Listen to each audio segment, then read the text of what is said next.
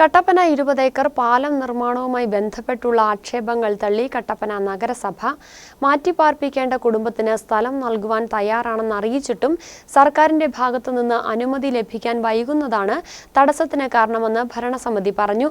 പ്രശ്നം പരിഹരിക്കാൻ ജില്ലയുടെ ചുമതലയുള്ള മന്ത്രിയെ കണ്ടുവെങ്കിലും തുടർ നടപടി സ്വീകരിക്കാൻ മന്ത്രി ഇടപെട്ടില്ലെന്നും ഭരണസമിതി വിമർശിച്ചു.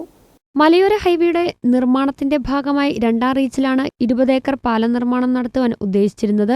ഇതിനായി 3.5 കോടി രൂപ വകയിരുത്തിയിരുന്നു. എന്നാൽ പാലം നിർമ്മാണം ആരംഭിക്കണമെങ്കിൽ സമീപത്തുള്ള ഒരു കുടുംബത്തിനെ മാറ്റിപ്പാർപ്പിക്കണം. ഇവരെ പുനരധിവസിപ്പിക്കാൻ നഗരസഭ സ്ഥലം നൽകാമെന്ന് അറിയിച്ചിരുന്നു. എന്നാൽ ഇതിനുള്ള സാങ്കേതികാനുമതി സർക്കാരിൽ നിന്ന് ലഭിക്കാതെ വന്നതോടെ പാലം നിർമ്മാണം വൈകുകയായിരുന്നു. മലയോര ഹൈവേ നിർമ്മാണത്തിന്റെ 2 റീച്ചിലാണ് പാലം നിർമ്മാണം ടെൻഡർ ചെയ്തിരുന്നത്. എന്നാൽ ഈ മാസം ടെൻഡർ കാലാവധി അവസാനിക്കും. നഗരസഭ സമയബന്ധിതമായി കുടുംബത്തെ മാറ്റി പാർപ്പിക്കാത്തതുകൊണ്ടാണ് പാലം നിർമ്മാണം തടസ്സപ്പെട്ടതെന്നാണ് LDF ആരോപിക്കുന്നത്. എന്നാൽ LDFന്റെ ആരോപണം തള്ളുന്നതാണ് നഗരസഭയുടെ മറുപടി.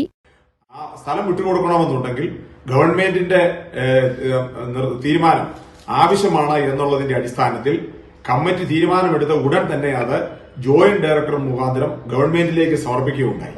ഗവൺമെന്റിന്റെ അനുമതിക്ക് വേണ്ടിയാണ് ഇപ്പോൾ കാത്തു നിൽക്കുന്നത്.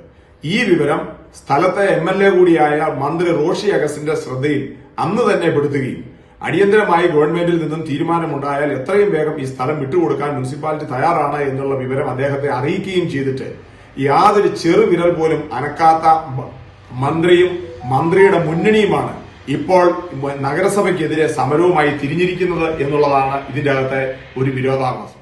കുടുംബത്തിന് സ്ഥലം വിട്ടുകൊടുക്കുവാനുള്ള എല്ലാ രേഖകളും സർക്കാരിന് നൽകിയതാണ്. സാങ്കേതിക അനുമതി നൽകേണ്ടത് സർക്കാരാണ്. അത് ലഭിച്ചാൽ മാത്രമേ സ്ഥലം രേഖാമൂലം നൽകാൻ കഴിയുകയുള്ളൂ. കാര്യമറിയാതെയുള്ള LDFന്റെ എടുത്തുചാട്ടമാണ് ഇപ്പോഴത്തെ വിവാദത്തിന് കാരണമെന്നും ഭരണസമിതി കുറ്റപ്പെടുത്തി.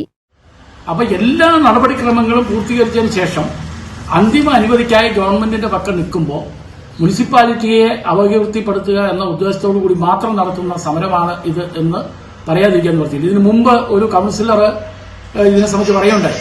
കൌൺസിൽ യോഗത്തിൽ ഈ വിഷയങ്ങൾ ചർച്ചയ്ക്ക് വന്ന സമയത്ത് ഞങ്ങൾ LDF എന്ന നിലയിൽ വീടും സ്ഥലവും കൊടുത്ത് അവരെ മാറ്റി പാർപ്പിച്ച് LDF ആ കുടുംബത്തെ ഏറ്റെടുക്കും എന്ന് പറഞ്ഞിരുന്ന ആളുകളൊന്നും ഇപ്പൊ കാണാനില്ല. ഇതിന്റെ മുഴുവൻ നടപടിക്രമങ്ങളും പൂർത്തീകരിച്ച് കൊടുത്തിരിക്കുന്ന മുനിസിപ്പാലിറ്റിയെ. അപ്പൊ മുനിസിപ്പാലിറ്റിയെ ജനങ്ങളുടെ മുമ്പിൽ അപകീർത്തിപ്പെടുത്തുക എന്ന ഉദ്ദേശത്തോടുകൂടി സ്ഥിരമായി ഇത്തരം കള്ളത്തരങ്ങൾ പ്രചരിപ്പിക്കുന്നതിൽ നിന്ന് ഇത്തരം ആളുകൾ പിന്തിരിയണം എന്നാണ് ഭരണസമിതിക്ക് പറയാനുള്ളത്.